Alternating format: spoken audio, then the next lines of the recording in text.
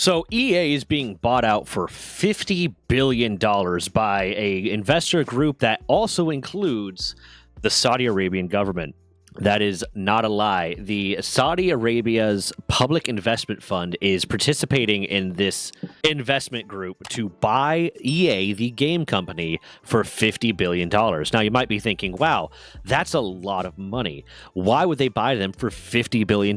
Well, because EA is worth $43 billion. So that's only a measly $7 billion difference in valuation. I'm not exactly sure why they're buying this. I mean, EA is a very profitable company. I can see that being the reason why they're buying it. But they're buying it as part of what is called a leveraged buyout, which basically means that they are borrowing the money to buy EA against the valuation of EA. So they are using EA as the collateral in the loan. It's almost like a mortgage when you think about it. When you get a mortgage for a house, you're leveraging that house against the loan, which is why if you don't pay the debt, they take the house because the house is the collateral for the loan.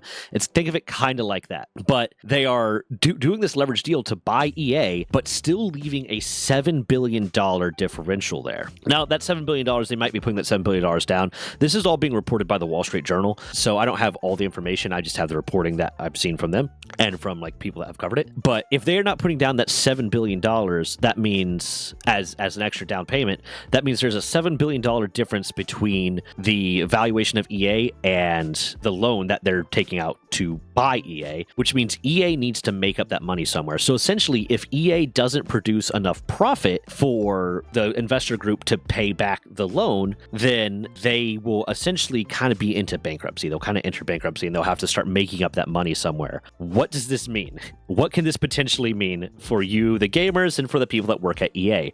Well, unfortunately, that can very likely mean that they just start laying people off. They just start firing a bunch of people. They start closing down departments that aren't quite as profitable and letting people go and getting rid of assets and stuff that are costing the money, or getting rid of these onesie-twosies expenditures here and there to increase their profit margin to make sure that they don't enter default, that they don't enter bankruptcy. But it also means that EA, a company already well known for microtransactions and BS and overcharging for stuff and just monetizing every single breath you take, has more incentive to monetize you more and charge more for stuff and find every single nickel and dime they can get out of you, because now there is a $7 billion differential between how much they are worth and how much they owe effectively. And to be fair, it's not EA that owes it. It is the investor group that owes it, but now that investor group is controlling it and wants to make that money back. That investor group doesn't want to own a company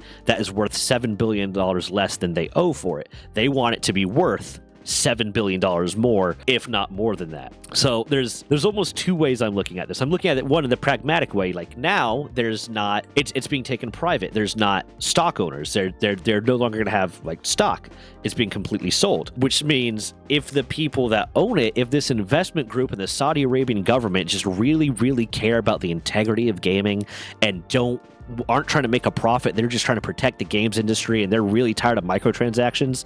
If there's just some rich Saudi prince somewhere that was like, you know what, I'm really tired of these shady gaming tactics, I want to stop it, and I'm going to spend $50 billion doing it, then maybe this is going to be good for us. This is going to be good for the gaming community, because they're just going to put a kibosh on all that. But what it more likely means is that if you buy an EA game anywhere in the near future or anywhere in the long future, you are going to see a microtransaction to push the button. You're going to see microtransactions to reload in the middle of the game. Was it EA? Hold on. Which one was it? Yeah, a former CEO of EA was the one that wanted to charge you to reload your weapons in the middle of a fight in Battlefield. Now, there is more incentive for stuff like that to be passed. You are more likely to see in EA games now microtransactions, increased prices, more loot boxes, more expensive battle passes that don't cover everything because they want you to pay for stuff individually, and more of these shady tactics, and maybe the reintroduction of the idea of charging to reload in the middle of a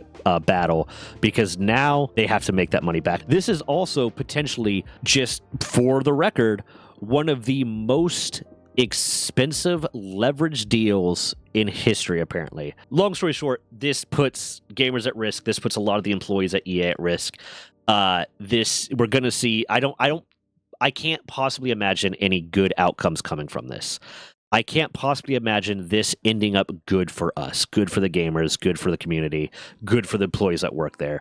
This is 100% going to participate more in damaging the gaming industry. And apparently this is something that the Saudi Arabian government and the Saudi Arabian Public Investment Fund has been delving into more and more. They've been delving into the games industry more and more. That is concerning. That is concerning to see a government entity have a controlling stake, at least some sort of major stake in the gaming industry, because now it's being controlled even more by people that only care about money. We're all aware of the fact that the gaming industry lost its soul a long time ago. What used to be a platform for creatives and people that just really loved the craft and really loved games to make video games, those companies are getting bought out more and more by money men. They're being controlled more and more by a board of investors, people that do not care about games. They care about manipulating gamers into giving them more and more money. And now it's being controlled by government entities that can care more and more about making money than they do about the games industry, and that's concerning. But that's all I really got to say about that. I'm very sorry. I'm gonna look into this more when there's more information available, and I'm probably gonna put out a more detailed video about this, because I just saw this, and right now all that's available is what the Wall Street Journal has reported and what people have reported on what the Wall Street Journal has reported. So hopefully more information comes to light. But please, in the meantime, I apologize for my brain not working right now.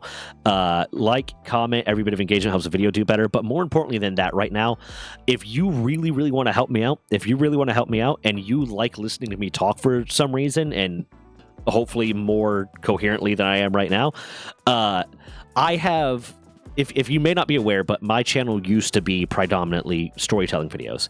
All those storytelling videos have currently been privated because the tone of my channel changed to what I'm doing right now. But I did launch a separate channel that is for all my storytelling content, and I'm slowly re-uploading everything there. So if you could do me an amazing favor, it would be awesome. If you could click on the related video over there, that will take you to one of these storytelling videos on my other channel. If you could subscribe to that channel, and if you could possibly over the next day or 2 or 3 or whatever, fully watch all the videos that are currently on that channel. I'll be posting a new video every week, but if enough people fully watch, like if all of my subscribers fully watch the 4 videos that are on that channel and subscribe to the channel, I will reach monetization on that channel, which means we will have more of a financial incentive to do it, but also it means we might get to the point where we can start doing this more full-time. I might get closer to the point where I can hire my editor on full-time, which means we'll be able to put up more content, more research content, better content, more frequently, and work on some of the other projects that we have in a lot more depth. And it would mean the world to me if you guys could do that. But I got 3 more hours before I could go to bed. So I need to hold up for 3 more hours before I could go to bed so I don't completely fuck my sleep schedule. But okay, bye. I'm so tired.